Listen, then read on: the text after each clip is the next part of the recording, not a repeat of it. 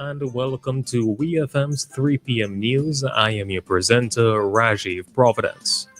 First, on the local scene, St. Vincent and the Grenadines will make history as it sends its first ever karate team to the 34th Youth Pan American Karate Championships in Paraguay, running from August 25th to 31st. The four-member delegation includes young athletes Christian Joseph and Amaya Bascom, coach Adrian John, and team manager Alison Bascom. They will compete in under 12, under 14, cadet, and junior divisions against the region's top youth athletes. Coach Adrian John described the participation as a statement of growth, resilience, and national pride, highlighting the Hiruna Karate Federation's role in developing Vincentian talent. The championships, sanctioned by the Pan American Karate Federation, offers athletes a chance for high-level competition and a pathway to future international events. The Royal St. Vincent and the Grenadines Police Force reports that Sergeant 147 Lewis successfully represented the country at the United Nations Fellowship Training Program on Small Arms and Light Weapons Control in Trinidad and Tobago from July 28th to August 15th, 2025. The program brought together 23 participants from across the Caribbean and Latin America and covered key areas such as firearms tracing, stockpile management, maritime security, and modern identification technologies. Participants also visited major regional security institutions. Sergeant Lewis presented a project aimed at establishing an interagency border intelligence coordination unit to strengthen border security and prevent the illicit flow of firearms into SPG. He highlighted the value of regional collaboration and the practical skills gained during the fellowship. The RSPGPF congratulated Sergeant Lewis, noting that his achievement strengthens both national and regional security efforts.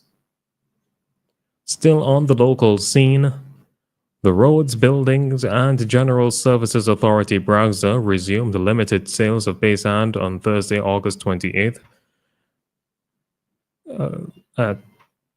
from 7 a.m. to 12 noon at Rabuka. Sales had been suspended due to heavy sargassum contamination, but officials noted the impact on construction nationwide and decided to allow restricted sales.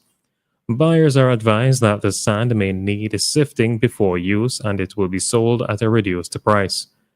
BRAGZA, in an official post, said they will carry out another assessment in 2 weeks, and further details on pricing and designated sales days will be shared.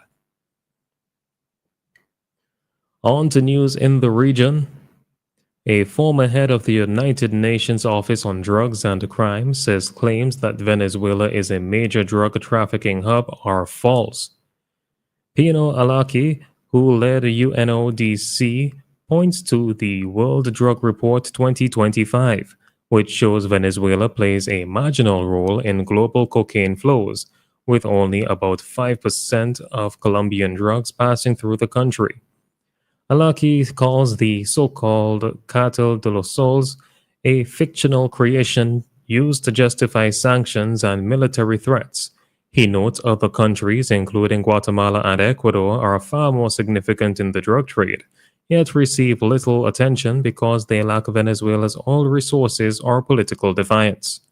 According to the UN expert, Venezuela has followed Cuba's anti-drug model, maintaining territorial control and cooperation with international agencies. He asserts that the demonization of Venezuela is politically motivated, driven by oil interests rather than actual drug concerns. Alaki concludes that based on real data, Venezuela is not a narco state, and U.S. rhetoric labeling it as such is a deliberate attempt to manipulate public perception. Police in Antigua have arrested 31-year-old Luis de los Santos of the Dominican Republic, charging him with arson. He is accused of setting fire to the immigration detention center at Coolidge on August 18th. Firefighters quickly contained the blaze, which destroyed 2 detention rooms but spared surrounding buildings. De Los Santos, who suffered minor injuries and smoke inhalation, was in custody at the time. The investigation into the cause of the fire is ongoing, and the accused is expected to appear in court. Finally, on the international scene, the European Commission has proposed scrapping duties on U.S. industrial goods in exchange for lower American tariffs on European cars. The move is part of a trade deal struck last month between President Donald Trump and Commission President Ursula von der Leyen.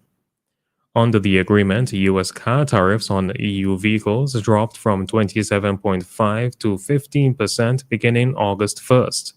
In return, Brussels must cut duties, increase purchases of U.S. energy products, and open limited access to some farm goods. Officials say the deal helps avoid a damaging trade war though critics note Washington is keeping tariffs on 70% of European exports. The proposal now requires approval from EU governments and the European Parliament. This has been WeFM's 3 p.m. news. I have been your presenter, Rajiv Providence. Join us again at 5:30 for WeFM's evening news, and we thank you for listening.